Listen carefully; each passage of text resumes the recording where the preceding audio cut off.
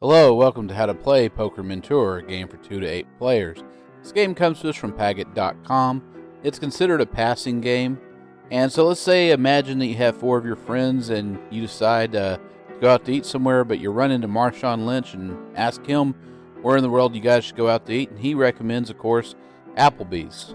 And, you're too nervous to say Applebee's. And even if you did, he'd say he feels at home there. So you go with his advice. You all decide to go to Applebee's.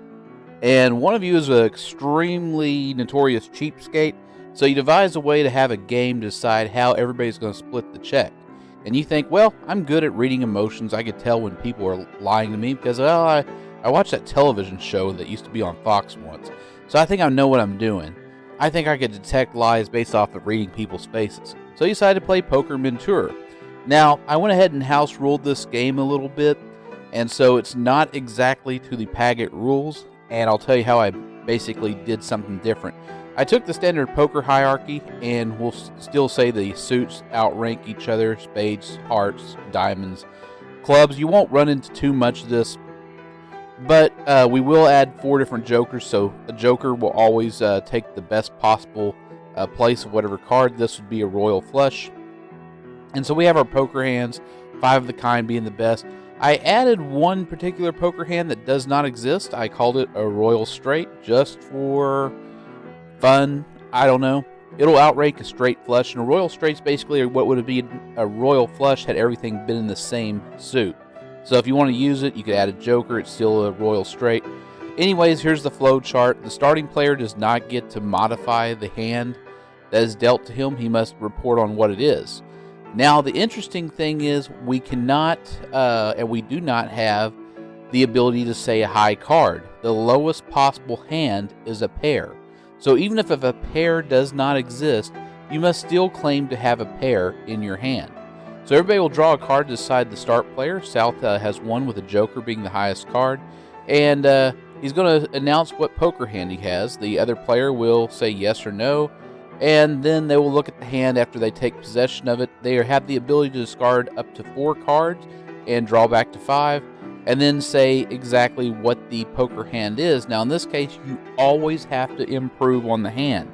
So if we start off with a pair, this guy will say he has a pair of kings. So now he's named the suit. Somebody else tries to make a good hand of it, and they say now they have a pair of kings with a 9. And so then the next player will go ahead and yes or no if he wants it. He'll discard however many cards he wants. He'll improve on the hand. This time we actually have a hand improvement. He declares he has a 4 of a kind. So then the next player decides whether or not he wants to take the hand. He does take the hand. He attempts to improve on it. And then he now must say whether or not the poker hand is better or not.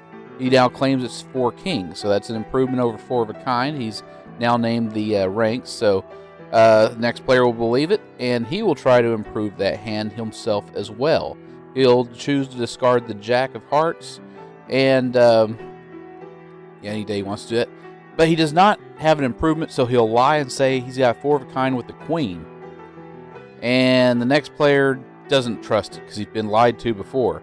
So now we reveal the card. Oh, he was right. So now he has to lose a chip. Player 1 to the south has to lose a chip. He does, and then he will be the start player. He'll declare that he has a pair. Immediately, he'll be shot down. And he will have to reveal his hand. And sure enough, he did have a pair. So now, West will now lose a chip, and it'll be his turn to be the start player. Now, at any point in time, you could choose to whether or not you want to shuffle the deck of cards, or if you want to just deal from the top. It says in the rules that card counting is highly discouraged and all that, but I think the ability to card count and the ability to choose arbitrarily when you want to shuffle is a perfect way to play this game. Now, we're playing with a scan deck, but you can play with any card deck.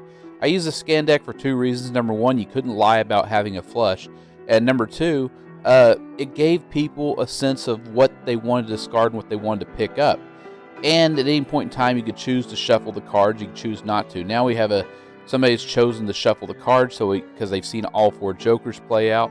Since you know there are 4 jokers in the deck, it's very much difficult to dismiss somebody when they claim that you're wrong, because there's 4 jokers in the deck. There's a good chance they have at the very minimum a pair. as opposed to playing with 2 jokers, where it's a lot more likely that you just thumbs down somebody claiming to have a pair on their first deal. So it's something to look forward to, something to consider. You might want to change the rules if you still think it's statistically too difficult to have something that's a pair consistently, to where it's too easy to thumbs down on the first declaration. So if you want to draw 6 cards and discard 1, you can discard face up or face down. Whatever way you want to do it. I think for the sole sake of card counting abilities, it's definitely worth doing it face up. And so now we have a winner of this. Well, no, we don't have a winner of the game. We have the final 2 people are in the game. We'll have Northwest and South be competing against each other to decide what cards are, what pairs poker hand they have, if the person's lying or not, and basically who's going to be paying for Applebee's today. So now we're down to 1 chip, and that's it. And a little bit of chicken fried, cold beer on a Friday night, a pair of jeans that fit just right, and the radio. Get 5 bonus wings for $1 with any handcrafted burger, only at Applebee's.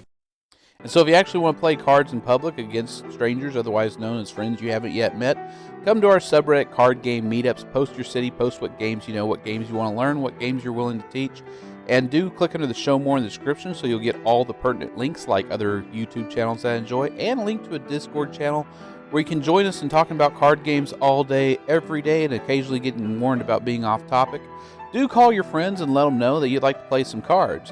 Sometimes they might say yes, and sometimes they might say no, but you never know unless you call. Sometimes you have to be the one to take initiative. Do like, subscribe, and share these videos with your friends and family. Let them know you want to play some card games. And do click under the community tab for this month's poll. I want to thank today's musician, and I'll see you next video.